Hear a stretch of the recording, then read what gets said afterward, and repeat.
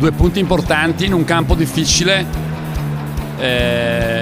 Abbiamo sofferto, ma era prevedibile. La partita è una partita, diciamo, di cartello, sia noi che loro ci pesavamo reciprocamente. È stata una partita dove siamo partiti concentrati, abbiamo preso un po' margine, poi dopo loro hanno mostrato tenacia, hanno avuto una buona reazione, noi abbiamo perso un po' di concentrazione. Nei secondi 2 quarti ritengo che l'abbiamo vinta soprattutto in difesa, dove siamo stati capaci di stringere un po' di più sui loro tiratori, di chiudere un po' di più le penetrazioni.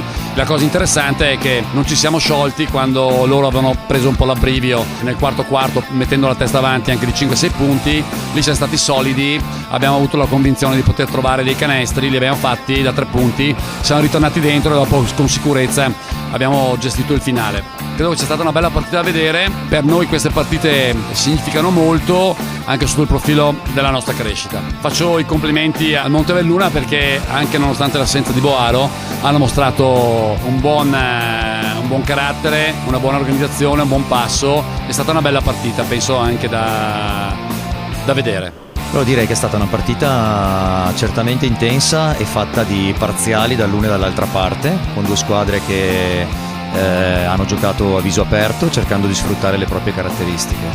Noi siamo una compagine completamente nuova e riuscire dopo 2 mesi a stare in campo bene contro quella che tutti definiscono la favorita del campionato ci dà sicuramente delle soddisfazione, e per cui indubbiamente rappresenta per tutte noi, credo,